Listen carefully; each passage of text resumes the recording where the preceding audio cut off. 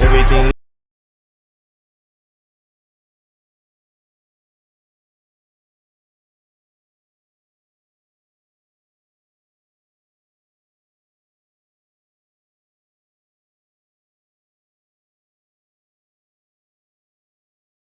Welcome to Superheropolitics. I am your host, Michael Holmes, and here we are with episode number 8, and we're about to kick off also our first YouTube.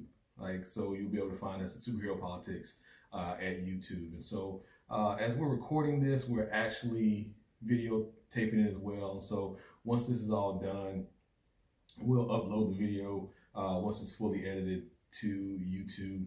And so it's pretty awesome day. So I wanted to kind of get into this episode because it deals with a pretty touchy subject. And if you guys read the title when you read the title of this episode, the title will make sense now that we're talking about it. So what if you could say a word? What if you could say a word that when you said the word, it changed you? Like, what if you could say a word that would transform you and give you a new identity? What if you said a word that if you were able to do this, it would take power from others and give it to yourself, and then you would be able to use that power, and then even if you wanted to, you could distribute that power to others for them to use at kind of your leisure. Now, if we're talking about comic books, we're talking about the word Shazam. Shazam is one of the most powerful words in all of comic book lore. Why? Because it allows the speaker of that word to perform this ritual of lightning and then be bestowed with the powers of a group of God, pantheon of gods. Not just a god, but pantheons of God, like a pantheon of gods. So if you look at the word Shazam, the way it's spelled, S-H-A-Z-A-M, Shazam, phonetically.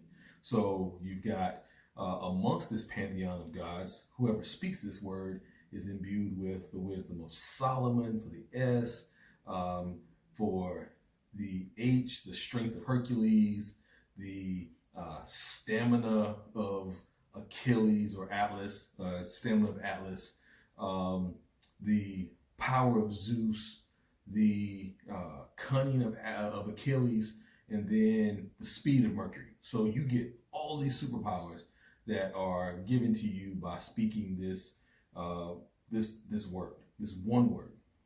So it's such a powerful word that it's even allows Billy Batson, who has the power of Shazam from the Rocket Fraternity, from the Wizard Shazam, to even be able to distribute this word to his family. So now when his family speaks the word Shazam, they have power too. So, but Billy's the gatekeeper. Billy Batson is the gatekeeper. So he's the one who gets to decide who he allows to have that power. He's the one who gets to then determine who else comes into the family to then be able to speak the word Shazam and then gain access to the pantheon of gods that empowers him. Now, a lot of those people, they're not really blood relatives. So you look at the Shazam family, they're all kind of orphans. Billy's an orphan himself, so they're kind of cobbled together as a family. And so he's able to kind of pick and choose a loosely group of people, and he gets to decide based on his stewardship of the power who to give it to. And so, but only he gets to do that. Only he gets to do it. Just him. Like nobody else. Like even the Wizard Shazam, once that power's been transferred, he doesn't even get to gatekeep that anymore. That's Billy. So obviously this is a substitute for another word. Now, this episode will be talking about the power of words, and we'll get into some other things and later on in the episode, and we'll talk about oaths and things like that and why these words are powerful. But throughout comic books, there have been individuals who have been imbued with such power that they release that power, they exercise that power by words. When you think about Zatanna Zatara, one of the most OP characters in all the comic books, she uses her magic by speaking words backwards. When you think about you think about the Shazam family, you think about Etrigan, you think about Jason Blood, who was bound to the demon Etrigan. The only way he can release that power is he says this oath, "Gone, gone, the form of man, give rise to demon Etrigan." And he says that, and that releases the demon Etrigan, who is an immortal beast who speaks in rhyme. His words speak in rhyme. He speaks in poetry. And so words denote power. But we're talking about Shazam, which I can't even think of another word in all the comic books, not Marvel, not Wildstorm, not Image, not anything that produces a being as powerful as Shazam or Captain Marvel, depending on, and I don't really want to get into that right now, but that produces another being with the power of Captain Marvel / Billy Batson. Now, you look on the flip side of this, there's another being as well, Black Adam, Teth Adam, who was the original bearer of the word Shazam. Now, he moved on to a different pantheon of gods that power him, but it was still the same. You spoke a word, and then you were imbued with the powers of a pantheon of gods. And so he abused that power, though. He abused that power, and it got him banished to another dimension. Now, I'm going somewhere here, guys. I'm going somewhere. I really am going somewhere. So you on one side, you have Billy Batson, who has the power of Shazam, and he's responsible with it. It's a powerful word.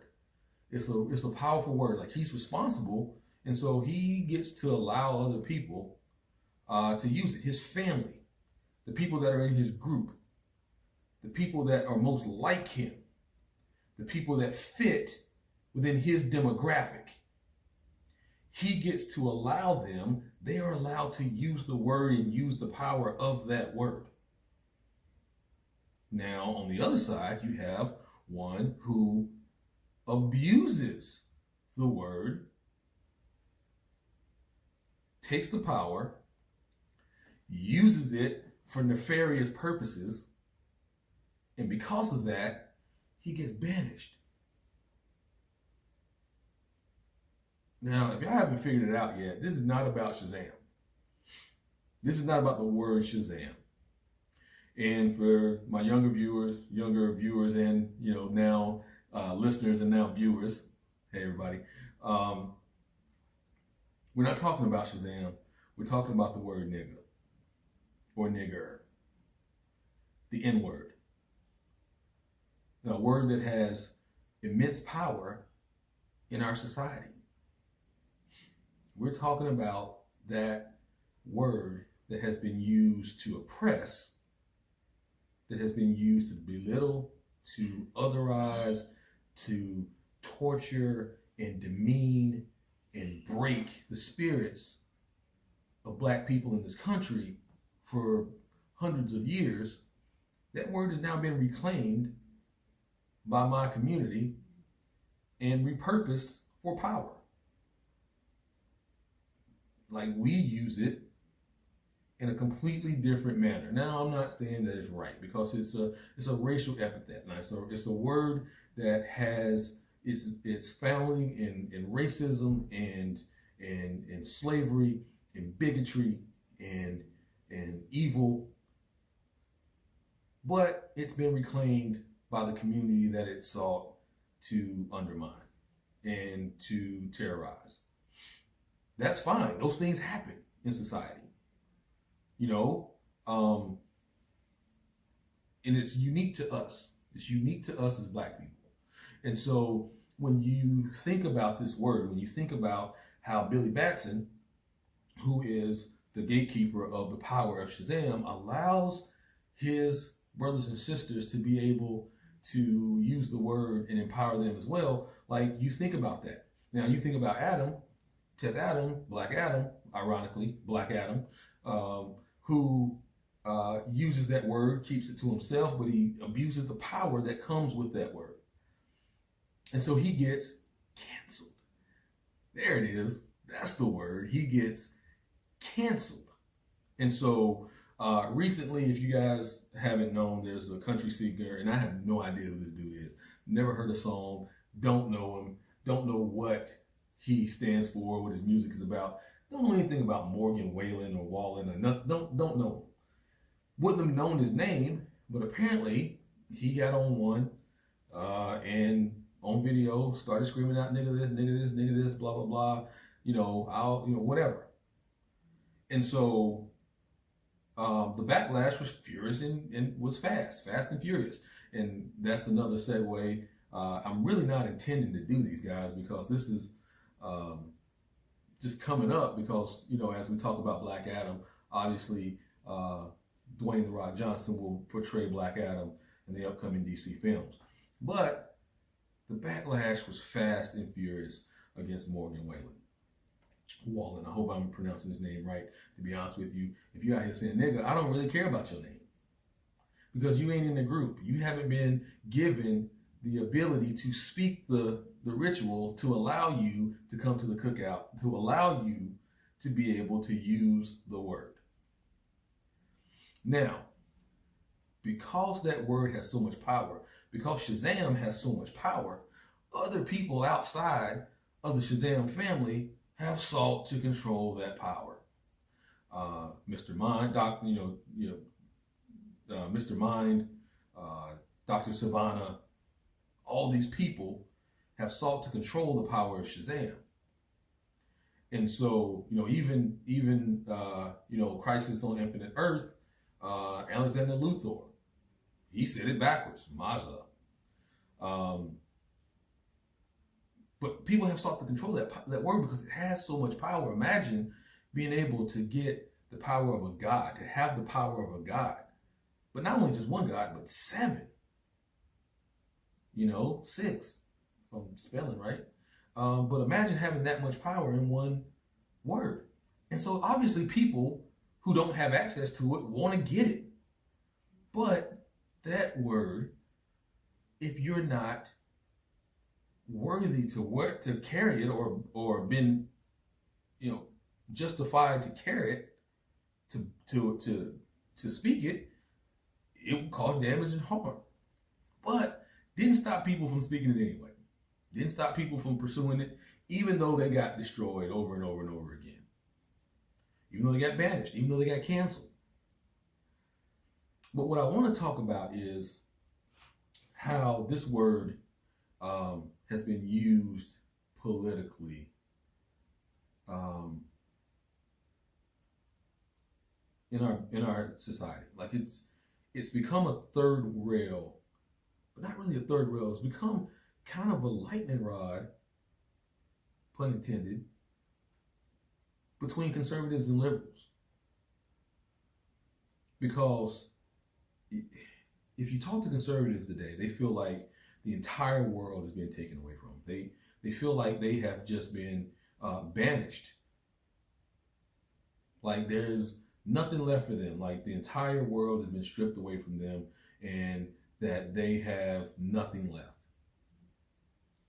So in their minds, when they get a chance to take something back from the groups that they think are brutalizing them, then obviously they want to do it.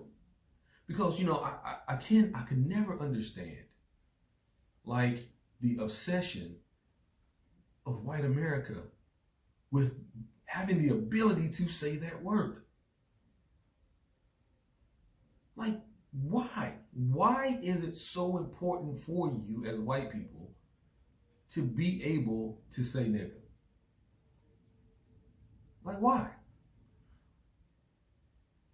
And I think if you go back and I always try to make sure that I relate this to the pursuit of power, which is one of the central themes in comic books. You always have this group, this individual or this group who is desperate to obtain power or to keep power. And so you look at how society now, that word is prevalent in a lot of things. And so not to kind of fall onto their talking points, but you look at how throughout rap music, throughout other different mediums, you have the word being spoken. And now it's part of the popular lexicon. It's part of our social anatomy and our social vocabulary. But obviously, if you're not in the group, if you're not part of the Shazam family, you can't speak the word, and you shouldn't speak the word. And so the obsession of individuals outside of the Shazam family, and I'm going to call black people the Shazam family right now, to possess the word has led them to destruction.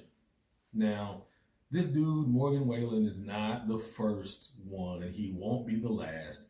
If you go on TikTok, if you go on Instagram, if you go on anywhere, you have little white kids running around, older people like Hulk Hogan, was temporarily canceled, because he made this entire big argument about, well, why can't, I can't say it. Why can't, rappers say it all the time? And that's always the argument. And this is what they don't get, is that yes, rappers say it all the time, but rappers are part of the Shazam family. Rappers are part of the Shazam family. They're part of the group that has been blessed to say the word. You, sir, are not Hulk Hogan. You, sir, are not Morgan Wallen. You, sir, are not random white TikTok girl. You are not part of the Shazam family.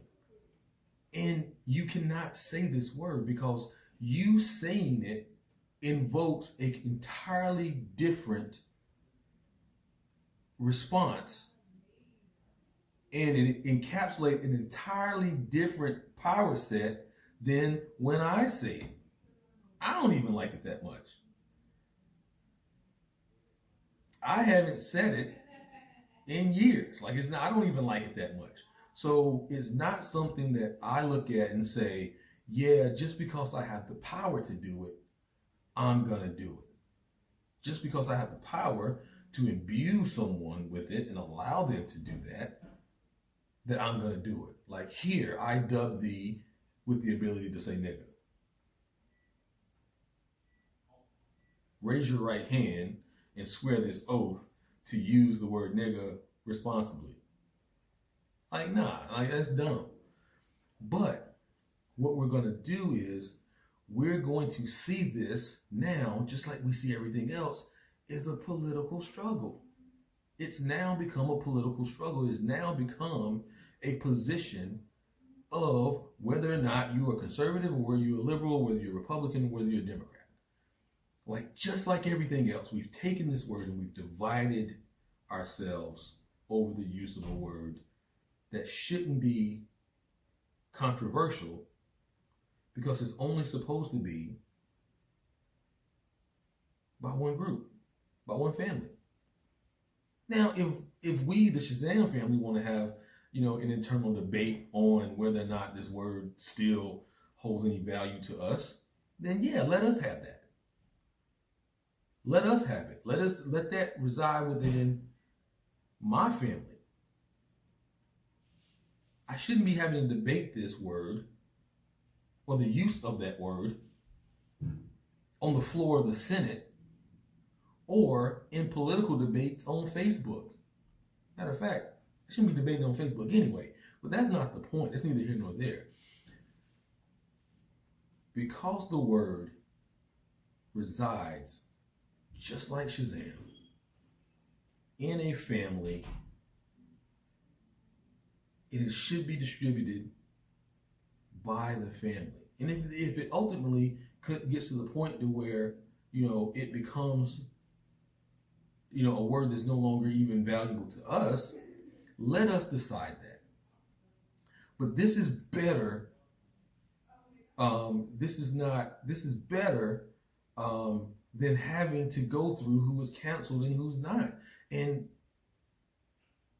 this is solely because what you're finding among white people who are mostly conservative is that they feel like they've been banished. They feel like they've been canceled. They feel like because we have the power to disseminate this word, that we also have the power to cancel them as people. But that's not what's happening, because white people, Morgan Wallen didn't get canceled by black people. We don't know who he is. Morgan Wallen got canceled by his record label. Other white people canceled him. Other white people looked at him using a word that he did not have the power to use, and they banished him.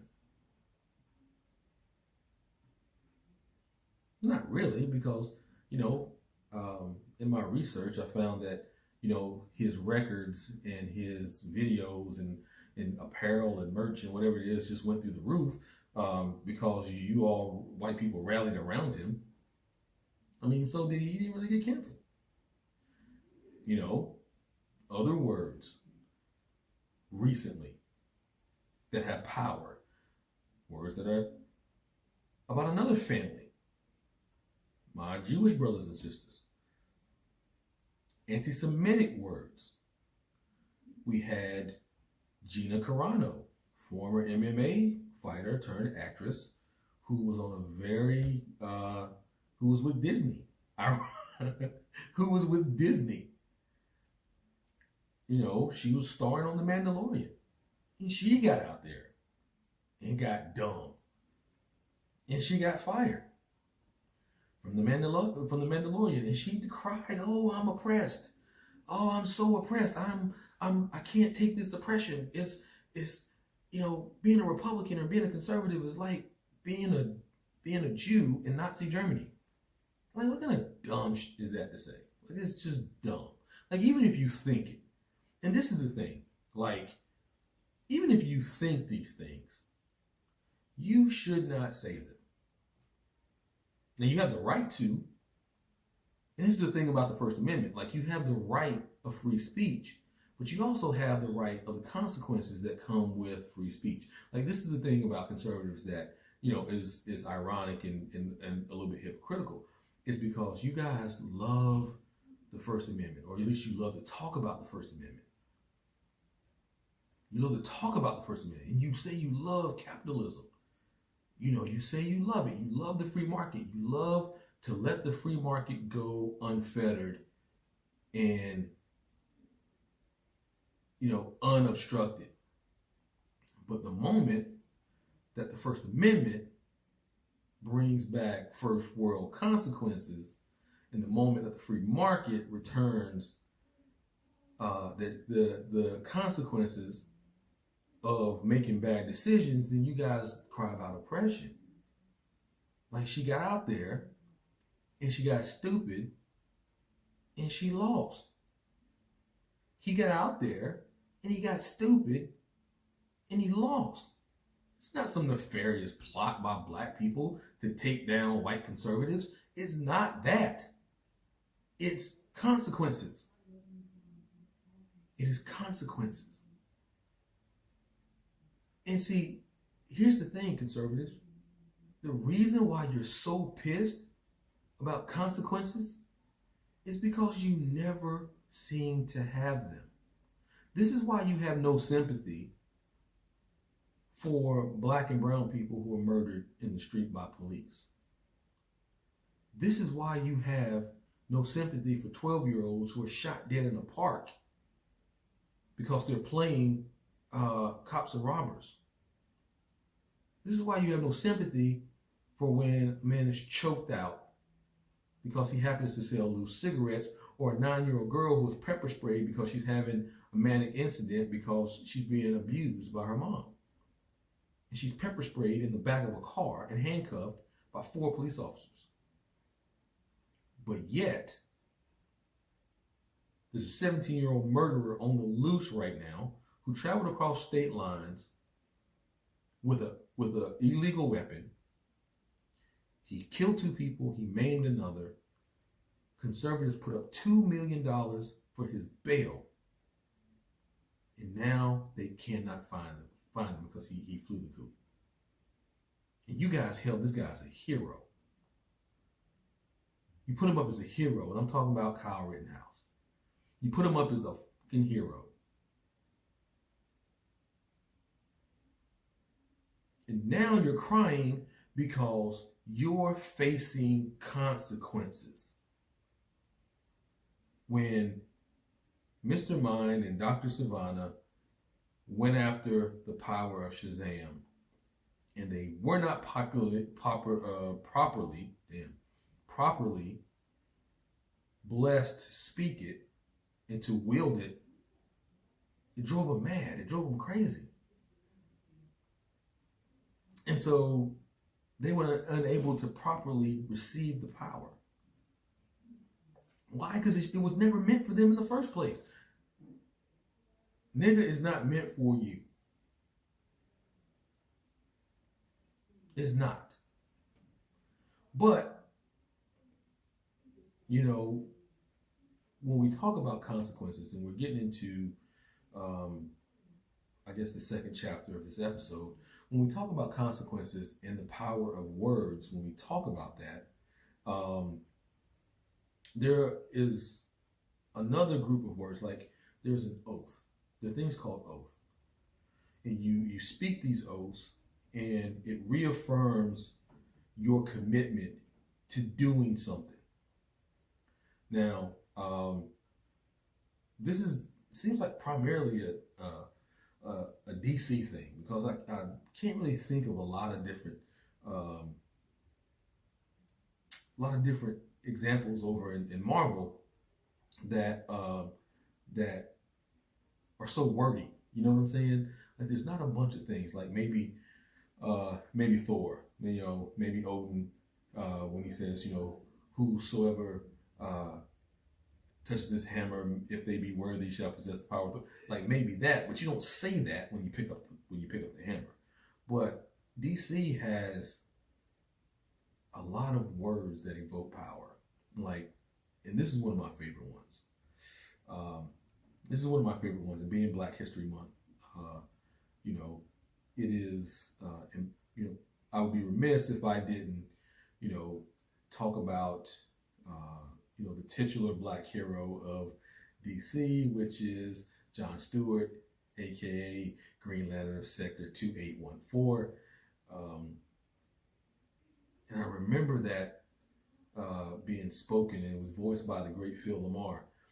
And it says, in blackest day, in blackest day, in brightest day, in blackest night, no evil shall escape my sight.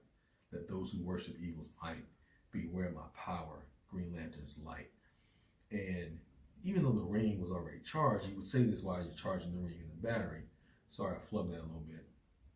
In brightest day, in blackest night, no evil shall escape my sight. Let those who worship evil's might beware my power, Green Lantern's light. And so you're charging the ring, but you don't have to say that to charge the ring. You don't have to.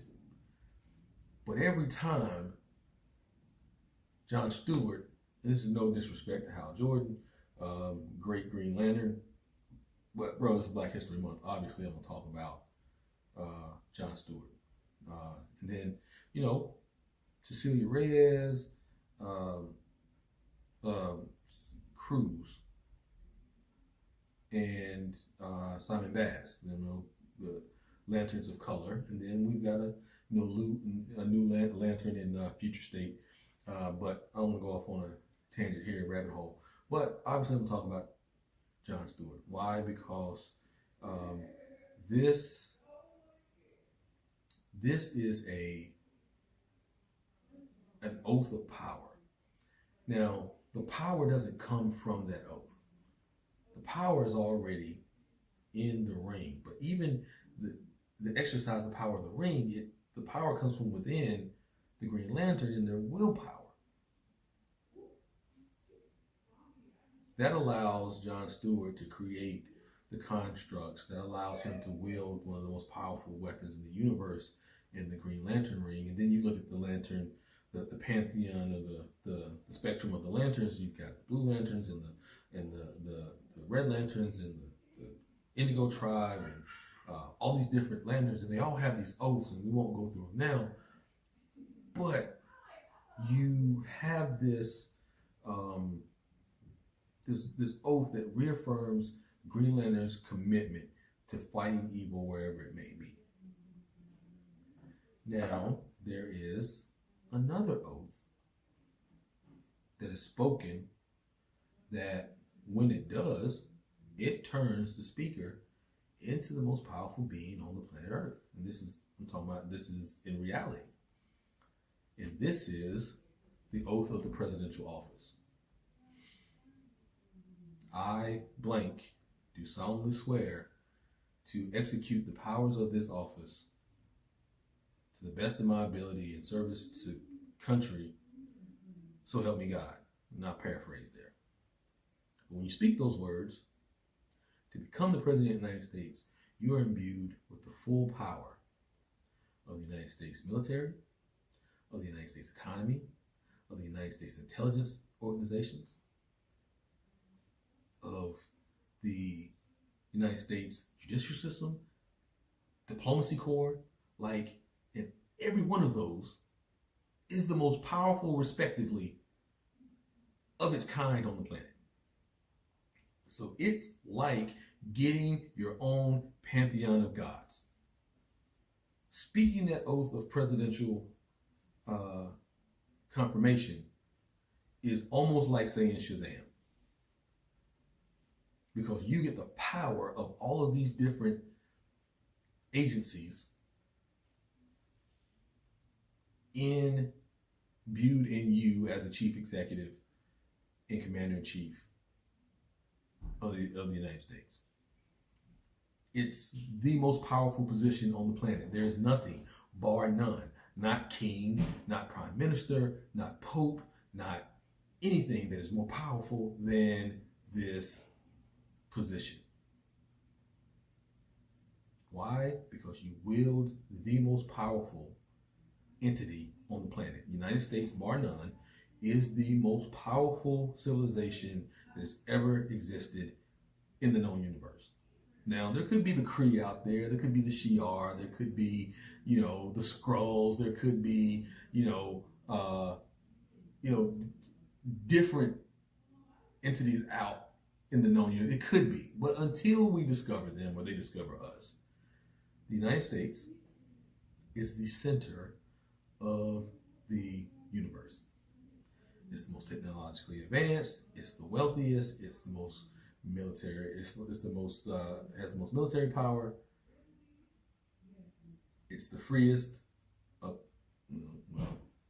supposedly, even though we're 26, it's something on the Freedom Index. But he or she who leads this nation becomes, by extension, the most powerful person on the planet. Now, what happens when the most powerful person on the planet becomes Black Adam? What happens when the person who speaks that oath and gains the power of the pantheon turns and abuses it? What happens? Well, we witnessed that recently, unfortunately. On January 6th, after the inauguration, was a pretty dark day for the United States. It was a pretty dark day. I mean, in respects to democracy anywhere. But it was a pretty dark day because um, the current, at the time, now former wielder of that power decided to abuse it even more than he already had. So when the power is being transferred over from one to another, that power normally is willingly transferred over. When Billy Batson says to Darla, hey, I'm going to give you power of Shazam, speed of Mercury. That is a willing transfer of power from Billy to Darla. But when Adam tries to come back and take the power from Billy, he tries to rip it away from him because he doesn't believe he's worthy to wield it. So what we saw was a president who was unwilling to willingly give over the power, even though it had been determined that he was no longer going to be the wielder. So what did he do? He directed his followers to the Capitol to attack the institution, which essentially the Capitol building served as the Rock of Eternity. This is where they were certifying the votes. This is where they were certifying the Electoral College to make it official that Joe Biden would then become the 46th president of the United States. So he sent his followers to attack the Rock of Eternity and stop the transfer of power. And people died, man. Like, people died. Like, people actually died in this coup, in this insurrection. People died. 5 people died. Not just 5 people died that day. But people, because this was such a traumatic incident, people committed suicide after that. Then you have some people who lost eyes, permanently maimed,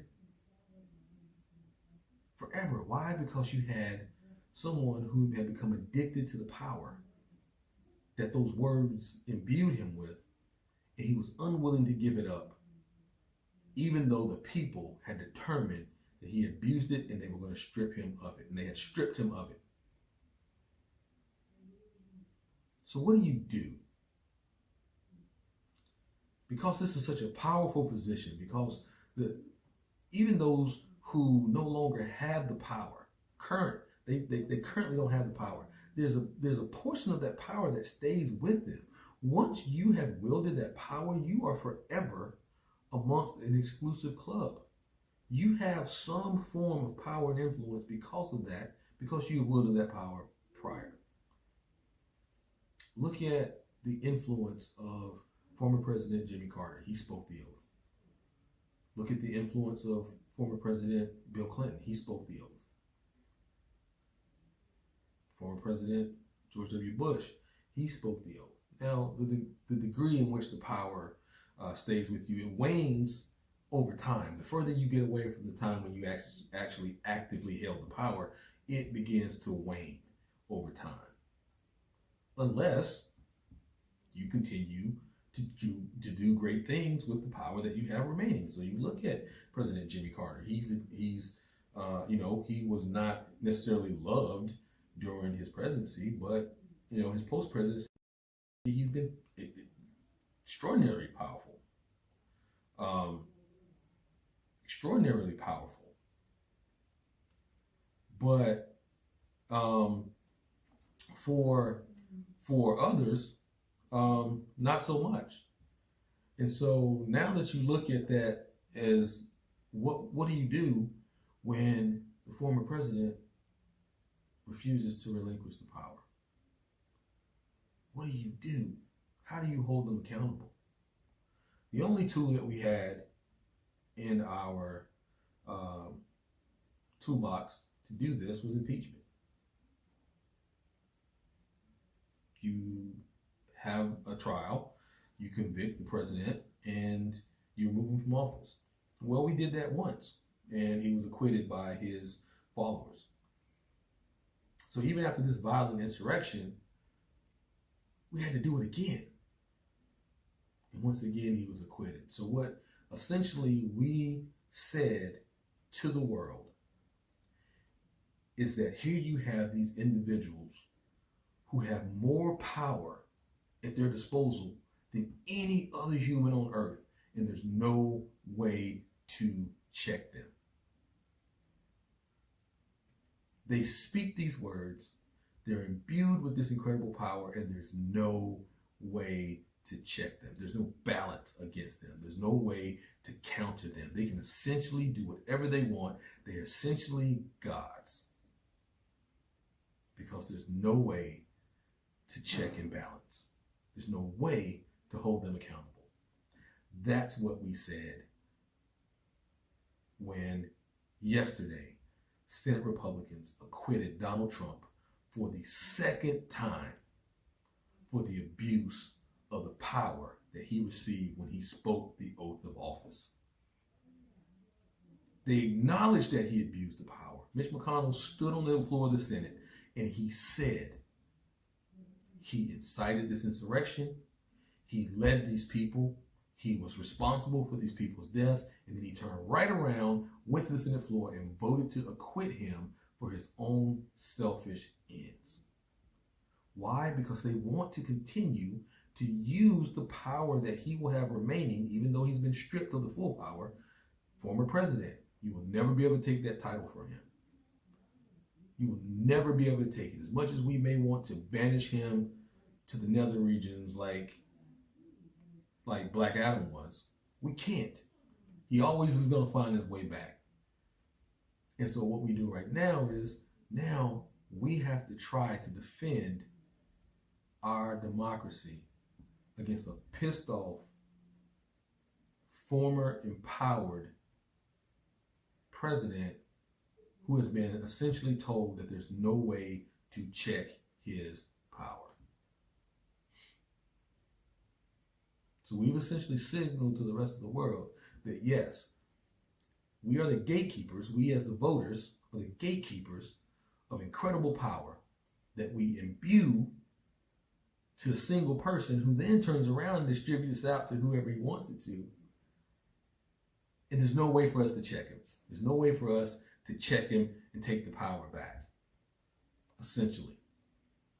Because what's happened now is because he's destabilized the source of the power so much that now he's empowered others to help him continue to degrade democracy.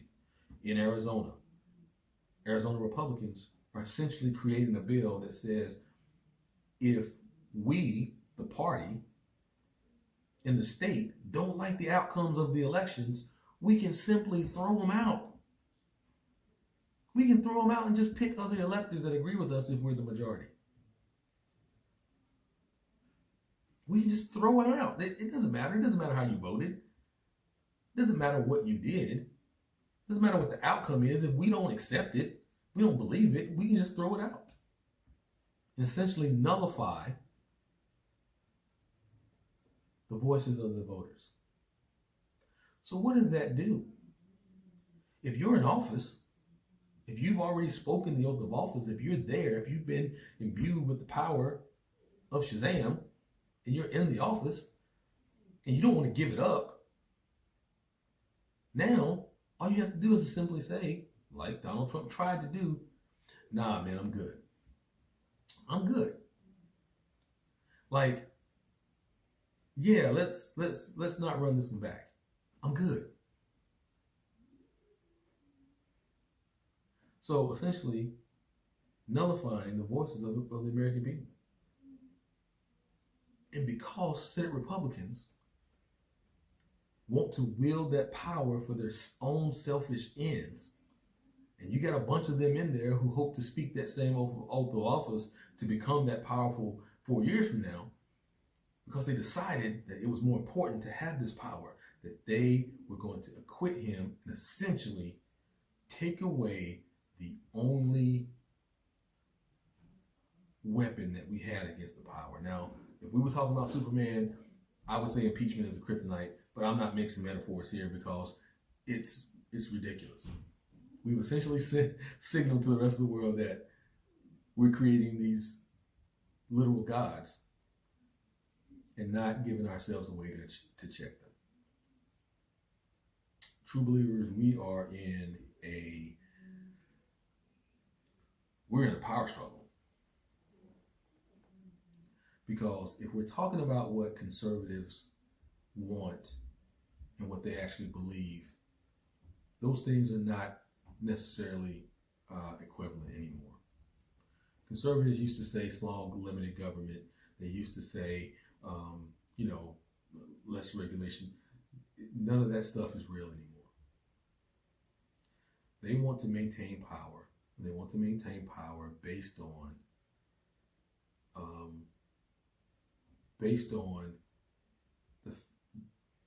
stopping the demographic shifts of this country. I almost said white supremacy. I almost said it. But, as I think about that, I'm not sure if that's all of it.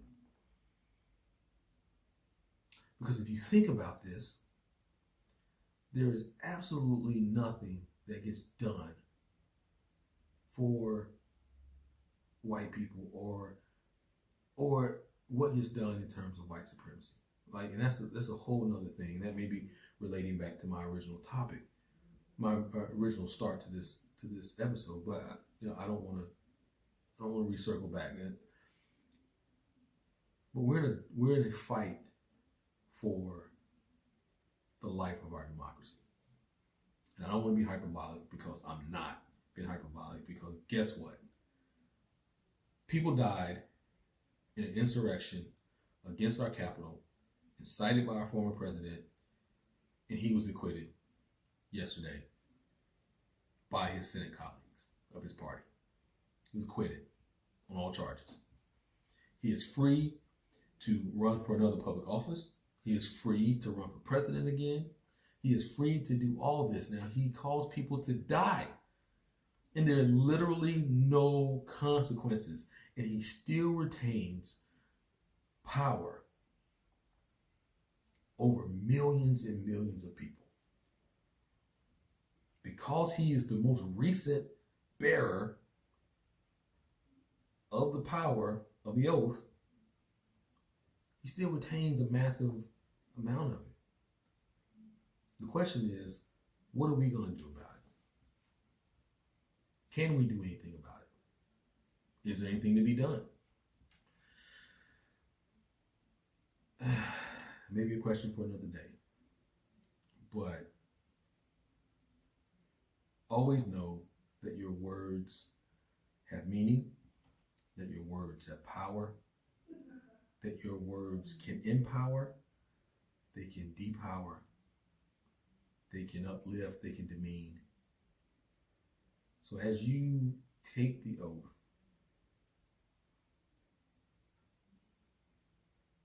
remember, this is not about necessarily what you accomplish with the power. It's about how many people that you can uplift and rescue with the power that you have. Who are you going to save today? Who are you going to save tomorrow? Words have meaning. Words have power. And as I always say, and it's biblical, there's power of life and death in the tongue. And when it comes time, remember, always speak truth to power.